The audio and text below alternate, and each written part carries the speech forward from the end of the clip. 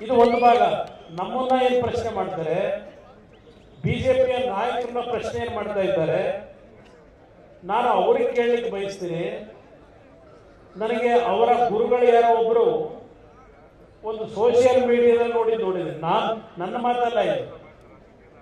ಅವರ ಆಸ್ತಿ ರಾಜಕೀಯಕ್ಕೆ ಬರೋದಕ್ಕಿಂತ ಮುಂಚೆ ಏನಿತ್ತು, ಅವರ ಆಸ್ತಿ ಇದ್ದಿದ್ದೇನು, ಹಿಂದೆ ರಾಮಕೃಷ್ಣ ಹೆಗಡೆ ಅವರು ಮುಖ್ಯಮಂತ್ರಿಗಳಿದ್ದಾಗ ರಘುಪತಿ ಅವರು ಅವತ್ತು ನಮ್ಮ ರಾಜ್ಯದಲ್ಲಿ ಮಂತ್ರಿಗಳಿದ್ರು. ಆ ಸಂದರ್ಭದಲ್ಲಿ ಬ್ಲ್ಯಾಕ್ ಅಂಡ್ ವೈಟ್ ಟಿವಿ ಬಂತು. ಬ್ಲ್ಯಾಕ್ ಅಂಡ್ ವೈಟ್ ಟಿವಿನಲ್ಲಿ ರಾಮಾಯಣ ನೋಡ್ತಾ ಇದ್ದಿದ್ದು ಒಂದು ಜನ ಬೇರೆ, ಅವರ ಗುರುಗಳೇನೋ ಒಬ್ರು ಹೇಳಿದ್ದಾರೆ ಒಂದು ಸೋಷಿಯಲ್ ಮೀಡಿಯಾದಲ್ಲಿ. ಅವರ ಆಸ್ತಿ ಏನಿದ್ದಾಗ ಅಂದ್ರೆ ಒಂದು ಬ್ಲ್ಯಾಕ್ ಅಂಡ್ ವೈಟ್ ಟಿವಿ, ಮತ್ತೊಂದು ಒಂದು DVD. Black and white DVD TV ಮತ್ತು ಡಿವಿಡಿ ಇಟ್ಕೊಂಡು ದೊಡ್ಡರಳಿವಿ ಮತ್ತು ಕೋಡಳಿವಿ ಏನು ಪ್ರದರ್ಶನ ಮಾಡಿ ದುಡ್ಡು ಸಂಪಾದನೆ ಮಾಡೋದು. ಅದರಿಂದ ಇವತ್ತು 1400 ಕೋಟಿ ಹಣ ಸಂಪಾದನೆ ಮಾಡಿದ್ದಾರೆ.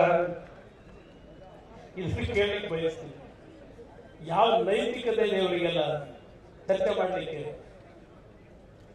ನಿನ್ನೆ ದಿನ ಭಾಷಣ ಮಾಡಿದ್ದಾರೆ ನಮ್ಮ ಪರಮೇಶ್ವರ್ ಅವರು. ಇಲ್ಲಿ ನಿಲ್ಲಿಸಿದ್ದೇವೆ.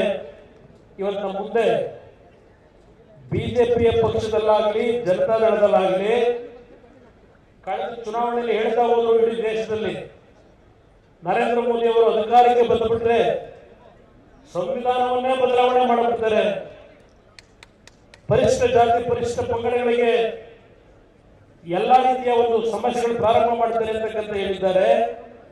ಆದರೆ ಇಲ್ಲಿ ಸಭೆಯಲ್ಲಿ ಇವತ್ತು ಬಾಬಾ ಸಾಹೇಬ್ ಅಂಬೇಡ್ಕರ್ ಅವರ ಪುತ್ಥಳಿಯನ್ನ ಈ ಒಂದು ಸಮಾರಂಭದ ವೇದಿಕೆ ಮೇಲೆ ಇಲ್ಲಿ ನಾವು ನಿಮ್ಮ ಮುಂದೆ ಇವತ್ತೇನಿಟ್ಟಿದ್ದೇವೆ.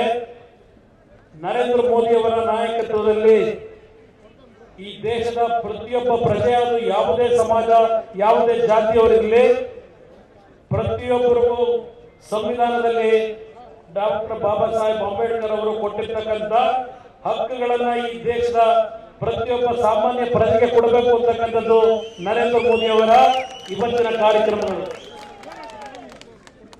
ಇದನ್ನ ಇವತ್ತು ಕಾಂಗ್ರೆಸ್ ನಾಯಕರು ಸಂವಿಧಾನದ ಹೆಸರಿನಲ್ಲಿ ಏನೋ ದೇಶಕ್ಕೆ ಆಗೋಗ್ಬಿಡುತ್ತೆ ಅನಾಹುತ ಅಂತ ಹೇಳಿ ಚುನಾವಣೆ ನಡೆಸಿದಂತವರು ಇವತ್ತು ಸಿದ್ದರಾಮಯ್ಯ ಅವರಿಗೆ ಕೇಳಲಿಕ್ಕೆ ಬಯಸ್ತೇನೆ.